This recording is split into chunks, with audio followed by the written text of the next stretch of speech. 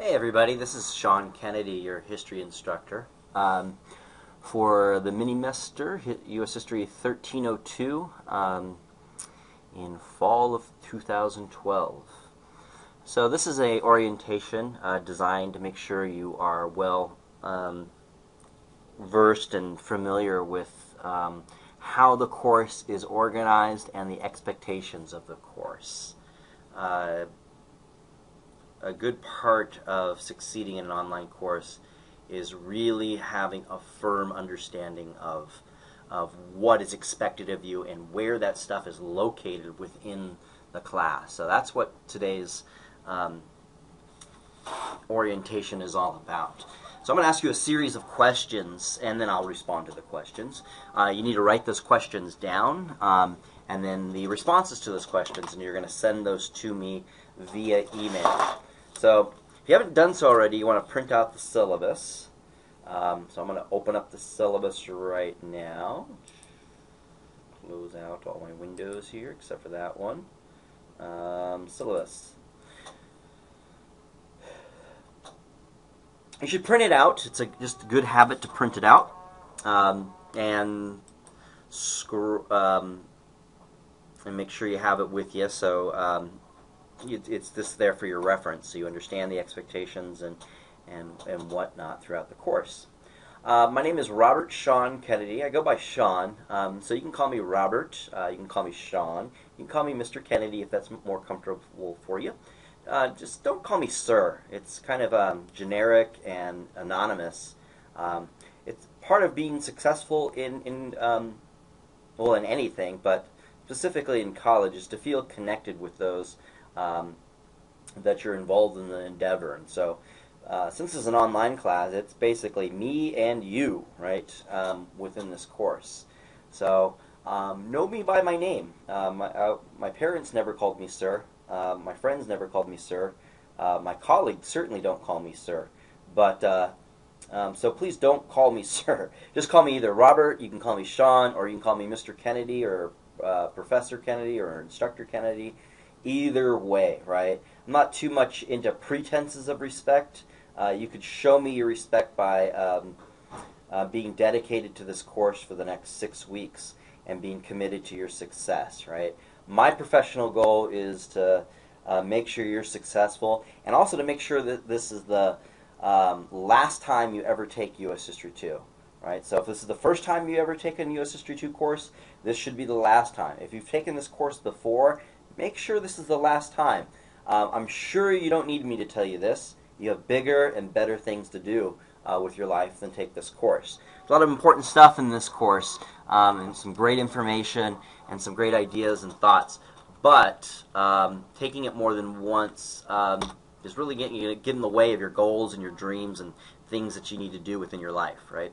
So only take it once. That's my goal for you, or only take it the last time. Right. Contact me through Blackboard email tool. I don't mind talking on the phone, but the problem with calling me at 872-2654 is if you need to get a hold of me and I'm not in my office, sometimes I won't be able to get back to you for 24, 48, 72 hours. If you email me, I teach a number of online classes, so I'm online quite a bit. So I'll get your email quickly. General of thumb, if I don't get back to you within 24 hours after you email me, email me back, right? This is your course, you paid for it, you're spending time, you're dedicated to your success, so don't take ignorance for an answer, right? Email me back. I make it a point to get back to my students within a couple of hours, usually of an email, maybe 4 or 5 hours at the most. But sometimes the email might have not gone through. That happens on occasion. Or on occasion, I get 20, 30 emails within a day, and your email sadly got buried within the chaos, right? Maybe I even saw it, and something came up, and I forgot to get back to you, right? So after 24 hours, if you don't hear from me, email me back. All right. So this is a U.S. History 2 course. So make sure you're in the right course. The textbook is online, so if you purchased a book for this class, take the book back. You don't need to purchase a book for this class. Doesn't mean that there's not a lot of reading. It's a college-level course, so I expect nothing short of excellence for my students, right? And I don't expect it just for the sake of it. I expect it because I respect my students. You guys are preparing to be competitive within a global market. I don't care what it is you're trying to get a credential for. The global market means you're competing not with just people in the Valley, not with just people in Texas. You're competing with people from Mexico, from Mozambique, from China, from India, from Brazil, from Argentina, from all over the world, right? So what school will help you do, will help you foster, is develop certain skills and habits. Mainly succeeding and sticking to tasks is developing habits. And how you develop a habit is you kind of just stick to the program, right? So real important to understand that if you're in this college course, and if you're in any college course, you should be dedicated to really performing at your best. How you're going to do that? You're going to keep up with the reading and lecture schedule. You have to do that for any course, but in a 6-week online minimester, there is no option to procrastinate, right? The only time that exists is now, right? Tomorrow does not exist. So when you start saying to yourself, oh, I'll just do this tomorrow, I'm too tired right now, that's just a thought, right? Just watch that thought float away and wait for the thoughts that says to you, I'm going to actually do this now so I can succeed in this course so I don't have to take U.S. History 2 again, right? So make sure that you understand that now is the only time that ever exists. We'll make that the first question. What is the time that only exists? Now, right? So that's the first question. And the point of that bringing up is that procrastination in this course is not an option, so please don't do it. All right, let's scroll on down or look on down towards grading criteria and evaluation. There's unit quizzes, an email question, unit essay exams, and a final exam. So every unit, there are 4 of them, 6, 7, 8, and 9 are the units. So at the end of each unit, on the Friday at the end of each unit, you will take a multiple choice quiz. And at the end of every Saturday for each unit, you will take an essay exam, which will consist of identifications, and it will consist of essay questions, right? And I'll get you well versed on the essay questions. If that just made you really scared right now, essay, oh my gosh, we have to do essays. Don't worry, it's not too much. I'm not talking about 10, 15, 20-page essays. I'm talking about 5-paragraph essays, 5 to 8-paragraph essays. So, essay, also, just keep in mind, essay literally means, it's a French word, it means to try, to attempt, right? It doesn't mean to fail. A lot of people think essay actually means to fail. It means to try. And how you try is you prepare for it, and then you go ahead and you do it, and usually if you prepare for it, you succeed. All right, so the first unit, Unit 6, looking for basically from Reconstruction all the way to the industrial age, industrialization of the country, will be 2 weeks, right? The next 2 units will be 1 week, and the last unit will be another 2 weeks, and then we'll be done with the semester, basically, right? Fast and Furious is the theme for this course. So this Friday, there's no quiz that expires. The following Friday, the quiz expires. This Saturday, the first essay exam doesn't expire. The following Saturday, it expires. And I use the word expire very specifically. These things are open actually now for this unit, for Unit 6, as you'll see in just a moment, right? It's open now. So if you can keep up on the schedule and work a little bit ahead of time to make sure you get your quiz done sooner than later, I highly recommend it. I don't accept late work under any circumstances. No circumstances whatsoever, right? That's why you have more than enough time to get the stuff done, and they're open now. So, again, don't procrastinate.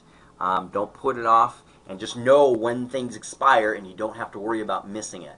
For those that are going to start the exam a couple of hours before it expires, or the quiz a couple of hours before it expires, I'll tell you what, that's exactly when the internet crashes every single time.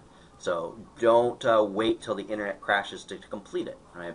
So you want to, what I'm basically saying is you want to try to attempt these things a little bit earlier rather than later. That way if something does go wrong, the email crashes, you don't know where exactly the quiz or the exam is located, you can email me, right? And I'll get back to you.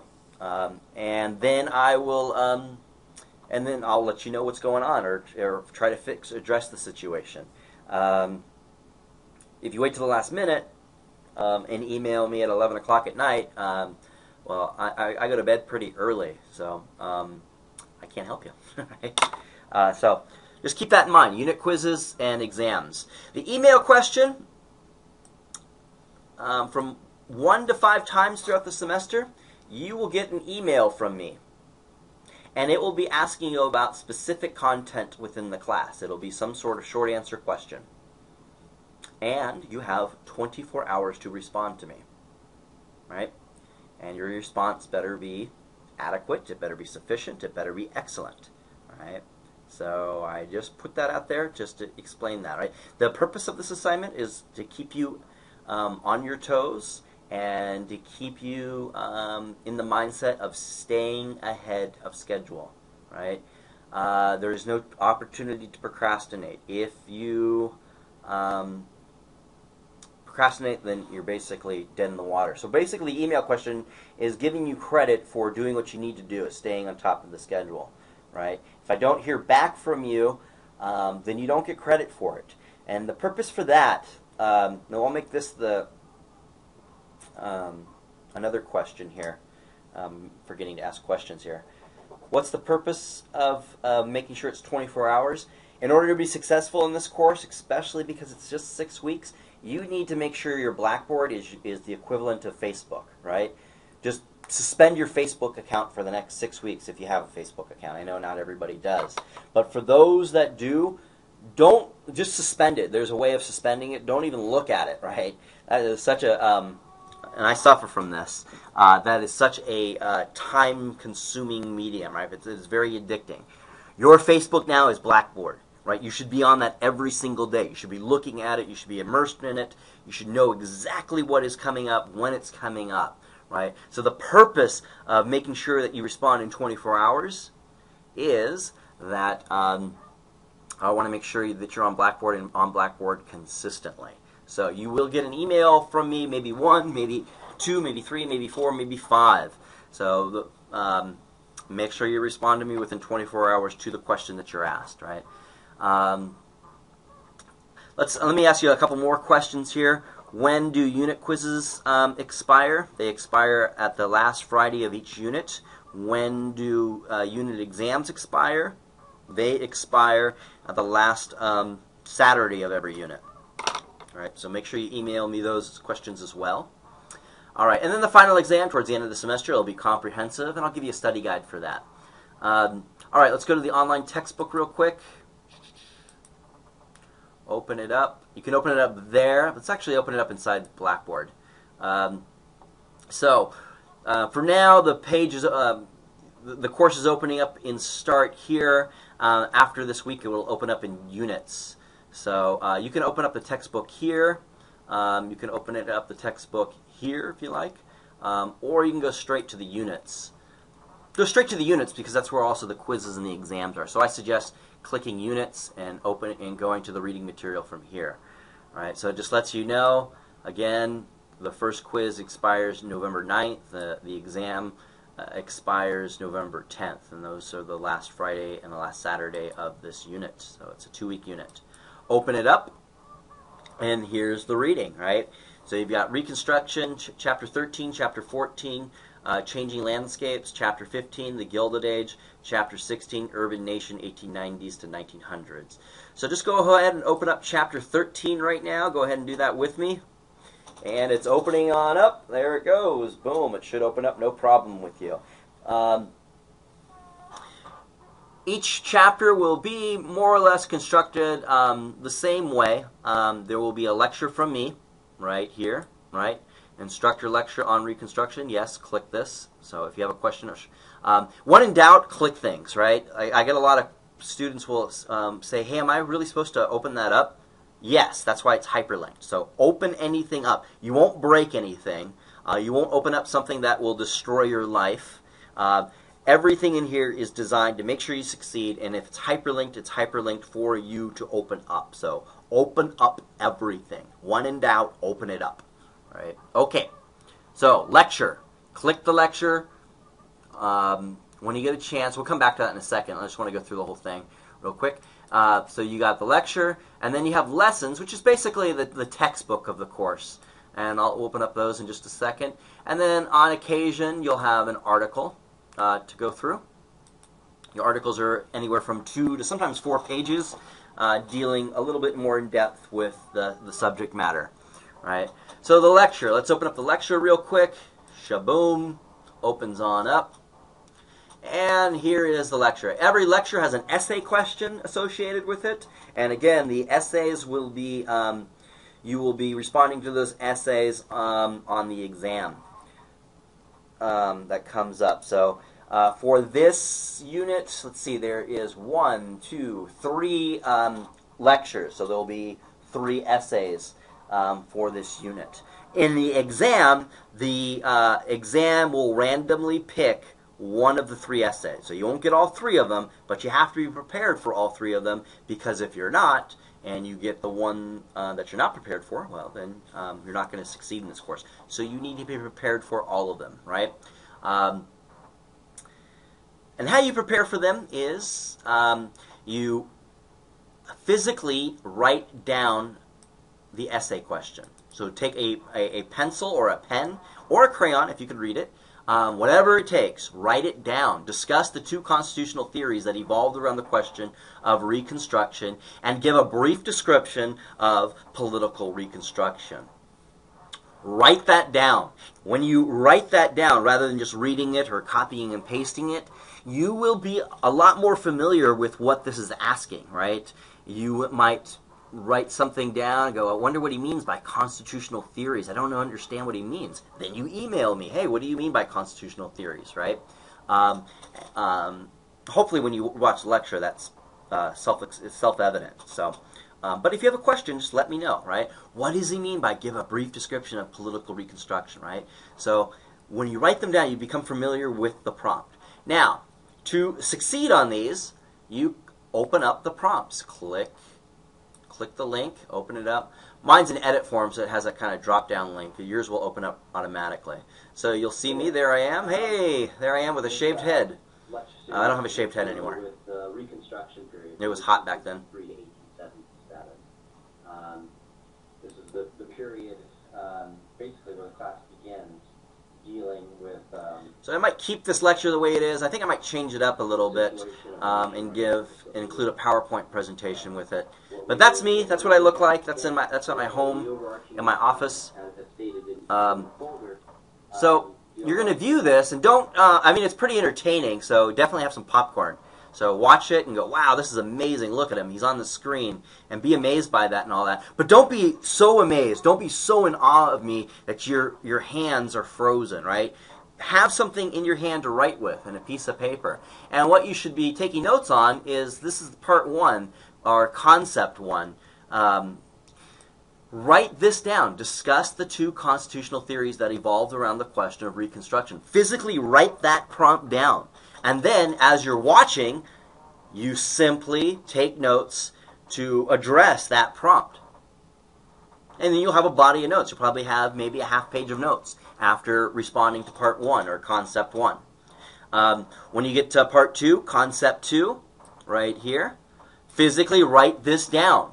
Don't just look at it. Write it down so you have a cognitive relationship with what the prompt is addressing, right? So this prompt is basically what concept 2 through 4 are getting at, is addressing this part of the essay question, Reconstruction, that evolved around the question of Reconstruction. Here it is. And give a brief description of political reconstruction. So part 2, 3, and 4 are going to be your brief description of political reconstruction. Now, when you get to this one, write this down. Describe congressional reconstruction and how it was a reaction to presidential reconstruction. And again, so on and so forth. And as soon as you have a body of notes after watching part 1 through 4, concepts 1 through 4, then immediately write a 5 to 8 paragraph essay. Don't worry about if it's wrong. Don't worry about if it's right. Just write it out. Just write it out. So the next question I want you to respond to, and this is probably going to be like a 2 to 3 sentence response, is how do you prepare for the essays in this class? I just told you how to do that, so if you forgot, rewind and take a look at it. I'm going to make this a 2-segment orientation, I'll talk to you guys later. Click down below to open up the next orientation. Take care.